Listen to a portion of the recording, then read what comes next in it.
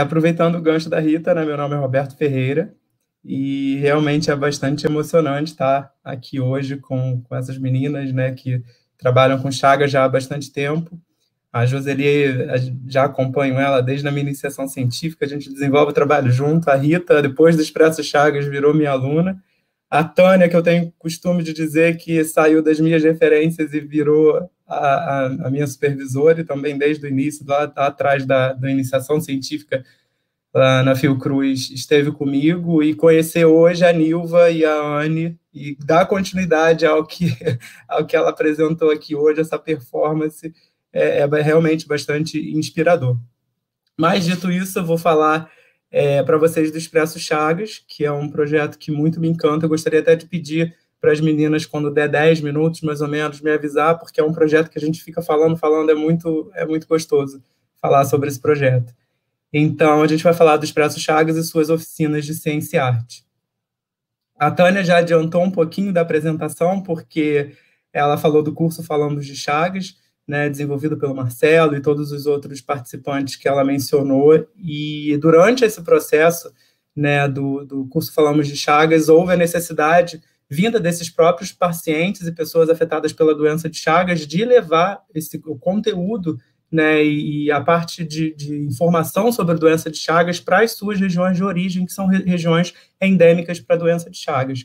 E para isso, então, nós criamos esse projeto, né, esse grande projeto que tem o objetivo de traduzir essas descobertas sobre a doença de Chagas, que já tem mais de 110 anos de descrita por Carlos Chagas, em práticas de educação e informação, e também, né, associado a isso, fazer uma busca ativa de casos positivos para a doença de Chagas. E dessa forma a gente desenvolveu e testou em campo uma nova tecnologia social, um ambiente de educação itinerante e interdisciplinar, denominado o Expresso Chagas 21. Então, o processo de produção do Expresso, só para a gente conseguir contextualizar de como isso aconteceu, foram longas reuniões, né, nesse processo pré-produção, e reuniões participativas. Então, a gente contava com a participação de pesquisadores da Fiocruz, de estudantes de pós-graduação da Fiocruz, além da Rio Chagas, né, que a gente conta com esses portadores e pessoas afetadas, a atual presidente da Rio Chagas, a dona Josefa, e a anterior também, a Nancy, e todos os outros participantes da associação, e também das parcerias governamentais, né, para a gente conseguir decidir qual seria a nossa área de atuação do estudo. E aí a gente decidiu atuar no norte de Minas Gerais, então a gente saiu direto do Rio de Janeiro, e foi a equipe inteira, mais de 40 pesquisadores e estudantes da Fiocruz, para Montes Claros. E de lá a gente alugou um ônibus e foi fazendo, então, esse processo de fato itinerante, levando, então, conhecimento, né, e discutindo doença de Chagas por essas cidades endêmicas. Então, a primeira foi Grão-Mogol, a nossa primeira parada. A gente fez uma exposição de 3 dias, ficamos 3 dias nessa cidade, logo em seguida fomos para Espinosa, uma outra cidade importante em relação à doença de Chagas, e fomos a caminho de Montes Claros, onde na Universidade Estadual de Montes Claros a gente também fez uma apresentação tanto para a comunidade quanto para a universidade. E, por fim, a gente, nessa parte de cidades endêmicas para a doença de Chagas, a gente fez, então, uma parada em La Sance, que para a gente foi bastante especial, que foi a cidade onde Carlos Chagas descreveu a doença. E, por fim, a gente teve uma última aparição, né, a última exibição, que foi em Belo Horizonte, onde, nesse local, a gente teve o Congresso de Medicina Tropical, e a gente fez, então, uma conversa entre pares, mostrando alguns resultados que a gente tinha obtido durante essa expedição. Então, foi mais ou menos isso, como se deu o Expresso. O conceito artístico do Expresso, ele faz uma alusão a esse processo da descoberta da doença de Chagas por Carlos Chagas em 1909. Ele descobriu em La Sance, dentro de um vagão de um trem na estação de La Sance. Então, a gente trouxe esse universo, né, da descoberta da doença de Chagas para o projeto.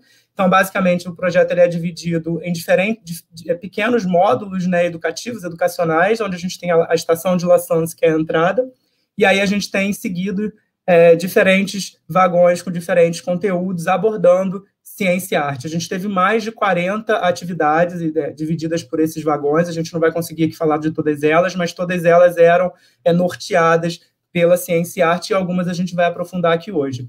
Então, basicamente, a gente tinha essa visão, que era a entrada, né, do participante, ele vinha para os diferentes módulos, que a gente chamou de vagão, né, tá fazendo esse trem imaginário. Se a gente pudesse ver, né, nessa imagem completa, né, dos módulos, a gente via que, assim, a entrada, e logo em seguida o participante ele ia passando pelos diferentes módulos, tendo essa imersão, né, em doença de Chagas.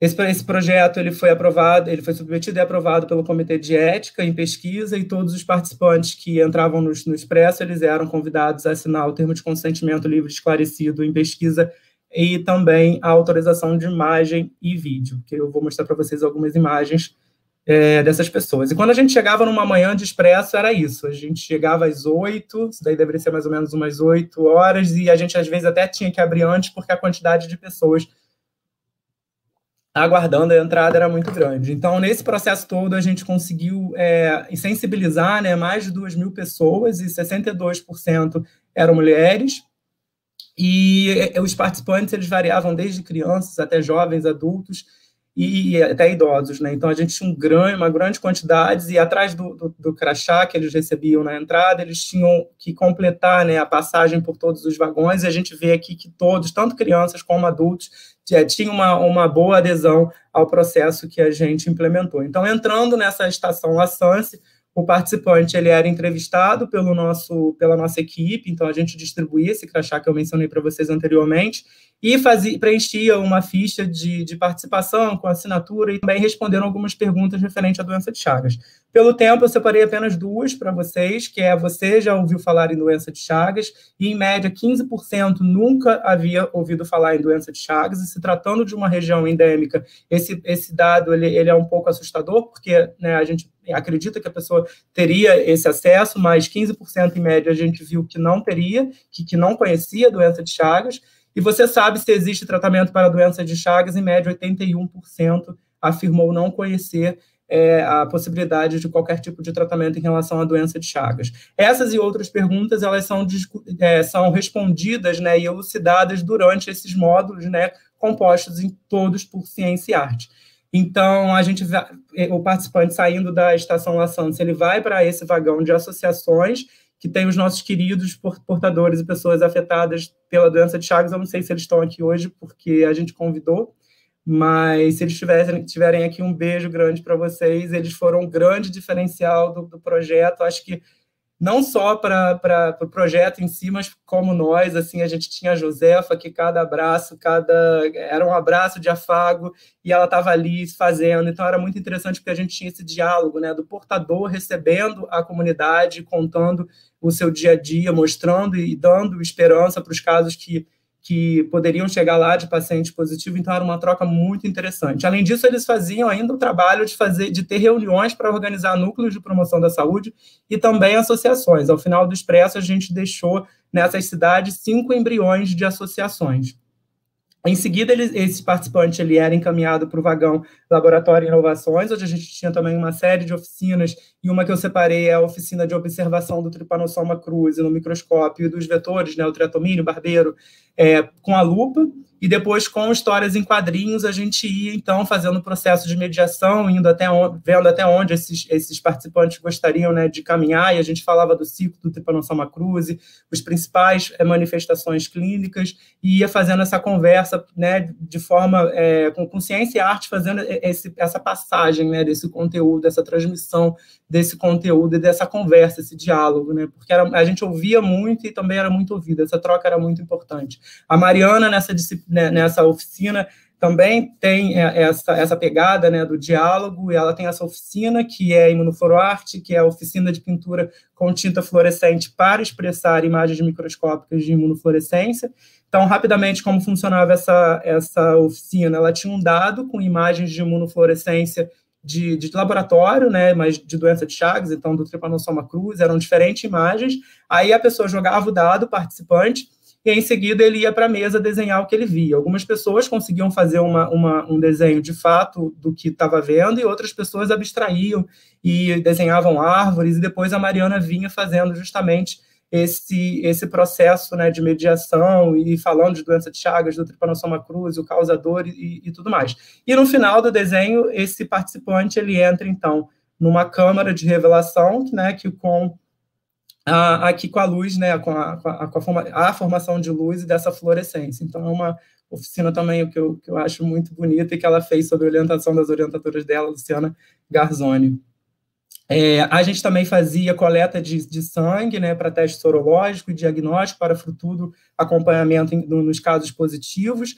Então, só uma parada em ciência e arte, só para a gente falar um pouquinho desses dados que são importantes, que nós coletamos mais de 1.100 coletas de sangue, ou seja, mais de 1.100 exames, e desses exames, 21%, em média, estavam positivos para a doença de Chagas. Então, assim, foi bastante importante também essa busca ativa, e nessas mediações que eu ia fazendo, que a gente, no todo, ia fazendo, esse caso me chamou a atenção, porque me deixou também bastante emocionada a conversa inteira, e aí eu vou passar para vocês um pouquinho do que ela disse. Eu médico, né?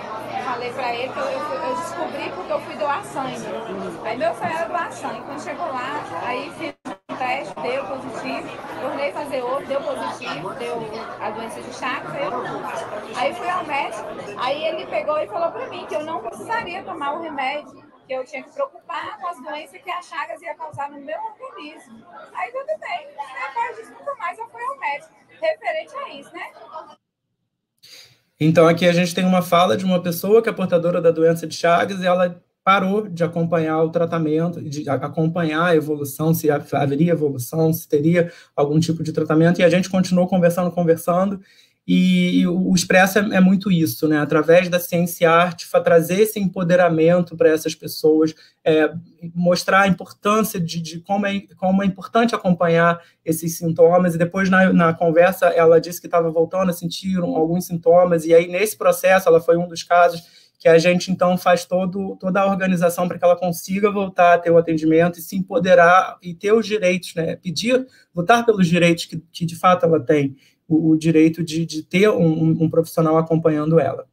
Voltando um pouco para a ciência e arte, a gente tinha uma outra aluna estudante de doutorado, a Tayana, que também é sobre a orientação da doutora Tânia e da doutora Luciana Garzoni, artéria gigante. Então, o que acontecia? O participante ele entrava nessa artéria, dentro dessa artéria ele vinha os principais componentes sanguíneos e também o Trypanosoma cruzi, então tinha um processo de mediação ali bastante importante, e no final ele era convidado, então, para transpor esse conhecimento que ele adquiriu nesse processo da entrada na artéria em um modelo de massinha, aqui como a gente vê nessa foto. E outra oficina também bastante importante, que era a do Eric, que era sobre orientação minha e da doutora Tânia, a oficina Brincando com Portinari, né? E essa oficina é importante porque é o diálogo da ciência e arte com a doença de Chagas, através do brincar inspirado nas obras de Portinari. Então, a gente tinha as obras de Portinari, e aí tinha uma série de atividades que a gente desenvolvia com esses participantes, também falando de Chagas. E o vagão 4, Casa e Saúde, a gente tinha a presença de oficinas para identificação dos barbeiros, então a gente falava desse ambiente peridomiciliar, né, a importância, falava do barbeiro. Existia também uma oficina que é dessas crianças aqui, elas pintavam o rosto, né, de animais que são considerados reservatórios, então a gente ia desenhando, pintando e falando, né, sobre a doença de Chagas. Vagão 5, que era de promoção da saúde, a gente tinha música e dança, aromaterapia, o autocuidado, que era organizado, né, pelo Dr. Márcio e todo o seu time. Então, era música, era aromaterapia, a gente estimulava o autocuidado. A gente tem aqui a Maria Marta, né, fazendo uma sessão de aromaterapia. Então, assim, o autocuidado é bastante importante nessas cidades, e muitas das vezes eles são negligenciados, né? Então, a gente estimulava todo esse processo em conjunto no Expresso. E o vagão 6, que é o Solte a Sua Voz, né? A gente escutava esse participante que passou por esse processo de imersão no nosso conteúdo. Então, a gente tinha um grupo de psicólogos que coletavam as impressões desses participantes e as histórias deles, e eles avaliaram também todas as 40 atividades, mais de 40 atividades do Expresso, e 95% afirmaram ter amado as atividades do Expresso. E nesse momento, nesse vagão 6, quando eu mostrei lá para vocês que tinha um cartaz e que eles tinham que marcar, né, que ele tinha passado por todos os módulos, por todos os vagões, a gente dava o certificado para esse participante. Então, era um momento emocionante para nós, do grupo, e também para eles, porque a gente recebeu relatos que muitas das vezes esse foi o primeiro certificado que aquele participante estava recebendo. Então, assim, realmente é muito gratificante para a gente todo o processo, né, do Expresso. E um trabalho incrível, grande como esse, a gente também não tem como não ter uma equipe de tal tamanho e de tal conhecimento multidisciplinar. A gente tem um grupo enorme de estudantes, de técnicos, de pesquisadores, e era todo mundo junto, todo mundo no mesmo foco, que era levar o conhecimento através da ciência e arte para essas regiões. Então, eu deixo desde já meu agradecimento a todos e todas que contribuíram direta e indiretamente com esse processo, para que a gente conseguisse chegar nesses resultados tão lindos. E também agradecer, né, a nossos parceiros, a nossos apoiadores, e também as prefeituras das cidades que nos auxiliaram, e principalmente ao Projeto Selênio, que foi o projeto que financiou grande parte da ida do Expresso, e que é um legado, na verdade, do Projeto Expresso, que é um projeto do Projeto Selênio, que é um projeto clínico. Então, o Expresso ele vem aí como um legado social desse estudo clínico.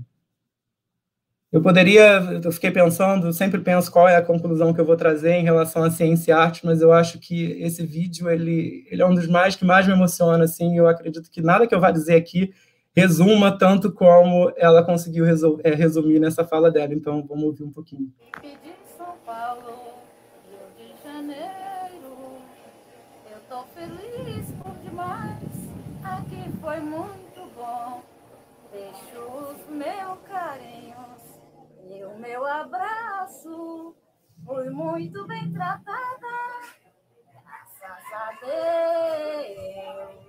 Fica meu beijo, meu abraço para toda a equipe. Obrigada, amo vocês. A Zenaide, comunidade de Mingu Espinosa. E é isso. Obrigado.